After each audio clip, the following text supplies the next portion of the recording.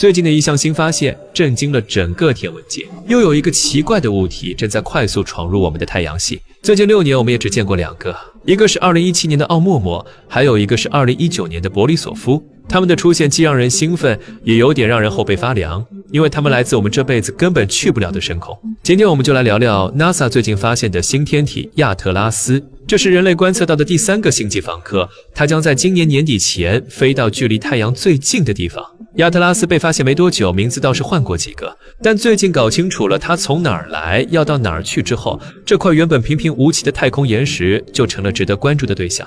今年7月1日 ，NASA 资助的 Atlas 巡天望远镜像往常一样扫描天空，寻找移动的天体。Atlas 全称是小行星陆地撞击最后警报系统，在智利、南非和夏威夷一共有4台望远镜，每台每晚要拍大约800张照片。目前他们已经记录了1212个近地天体，这些天体在近日点时会运行到离地球 1.3个天文单位以内。但就在那天晚上，智利里奥乌尔塔多的那台望远镜有了个大新闻。Atlas 望远镜的特别之处在于，它能观测银道面，就是咱们银河系里那个又亮又像盘子的区域。银河系的大部分质量都在这儿。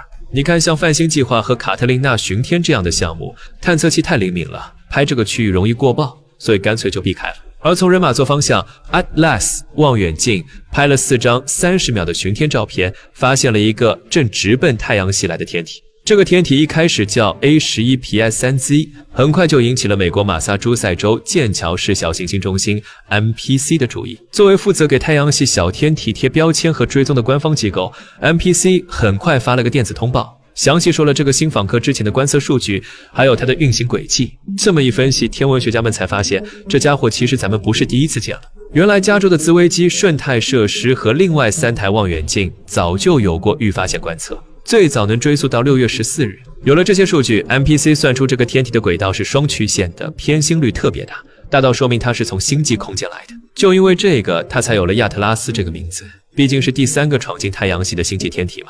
一开始 MPC 也不确定这是小行星还是彗星，后来综合数据才发现它有彗发，就是冰被太阳辐射晒得升华后形成的一团模糊的尘埃和气体光环，这可是彗星的典型特征，所以它又多了个名字 C2025N1。MPC 已经呼吁大家多观测这颗彗星，以便更精确地确定它的轨道。所以接下来几个月肯定会有一大批新数据。天文学家们显然对此非常兴奋。新西兰坎特伯雷大学的天文学家班尼斯特就说，研究前2个星际天体是具有变革意义的科学机遇。这次这个访客估计也一样。不过咱们现在对这个最新的星际访客了解多少呢？科学家们又希望从他身上学到些什么呢？首先放100个星。这颗彗星对地球没啥威胁，它离地球最近的时候也还有大约 1.6个天文单位，比地月距离远600多倍的。既然能安全的围观，那这颗彗星会走一条什么样的路呢？我之前提过，亚特拉斯的轨道偏心率特别大，现在算出来大概是6。给大家科普一下，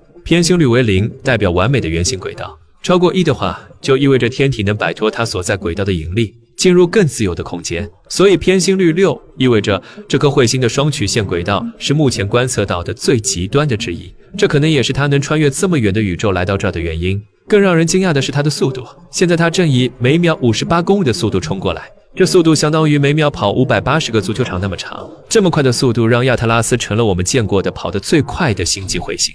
奥莫莫和鲍里索夫的速度分别只有26和32公里每秒，这跟他们的轨道形状不一样有关。因为它来得这么快，天文学家们急着想弄明白它到底要往哪儿去。它现在的轨道是以太阳为中心的，所以天文学家能算出它到达我们这儿之前的轨迹。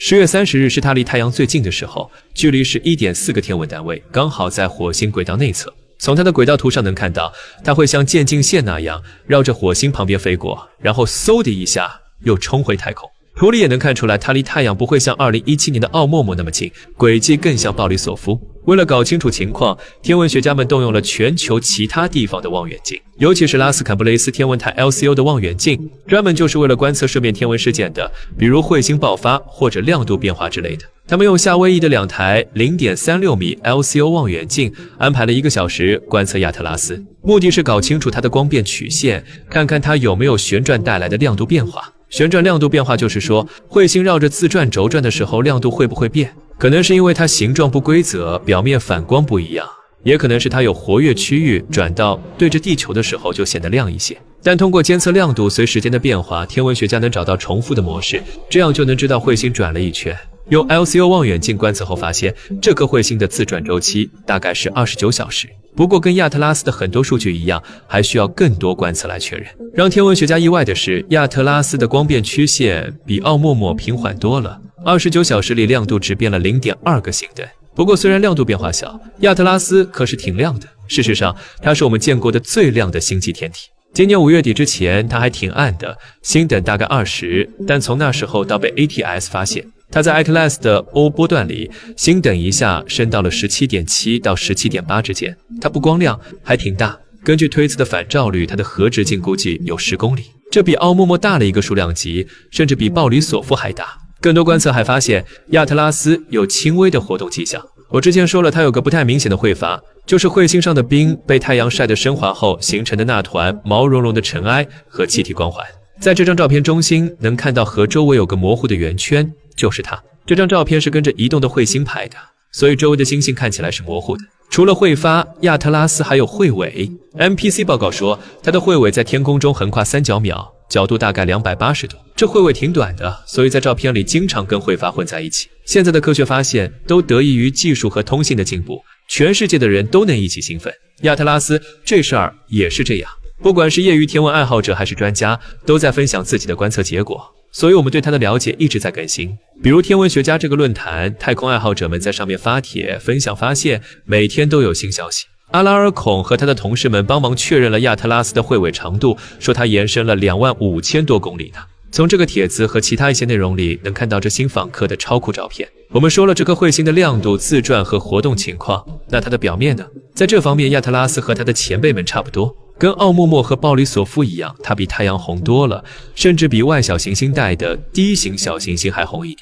因为它有活动，所以这些反射光里肯定有一部分来自它的挥发。鲍里索夫也是这样。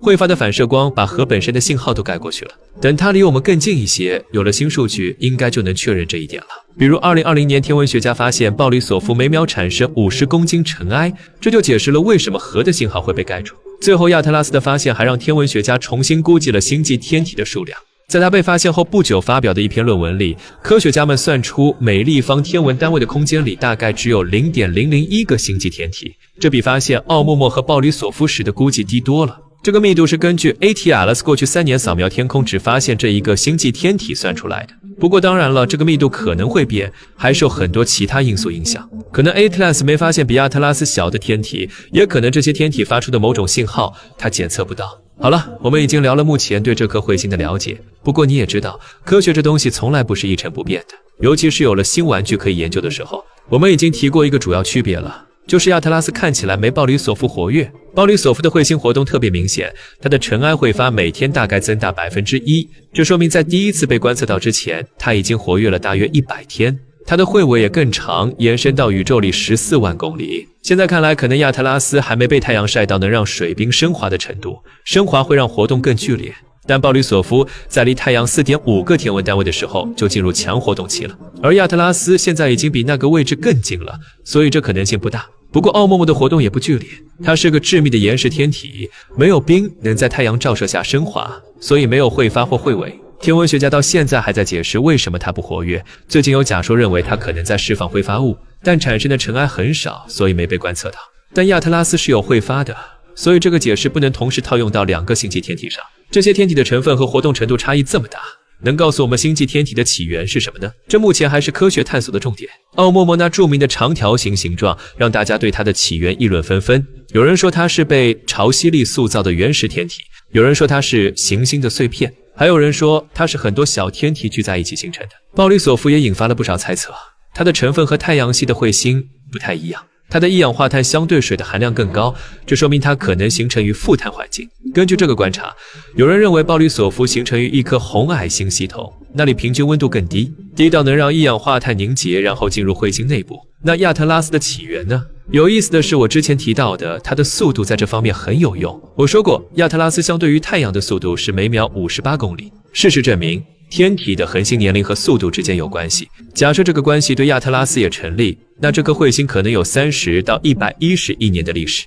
这意味着亚特拉斯至少比奥默默老30倍，比鲍里索夫老3倍，说明它的星际起源可能很独特，而且来自很远的地方。抛开猜测不说，很明显，亚特拉斯是个独特的星际访客，值得我们密切关注。不管它和鲍里索夫或奥默默有多少相似之处，它的其他特征让它完全属于另一类天体。所以这颗彗星是个搞新发现的好机会，我们都超期待它能带来什么科学洞见。毕竟星际天体的密度估计这么低，谁知道下次再有访客要等多久呢？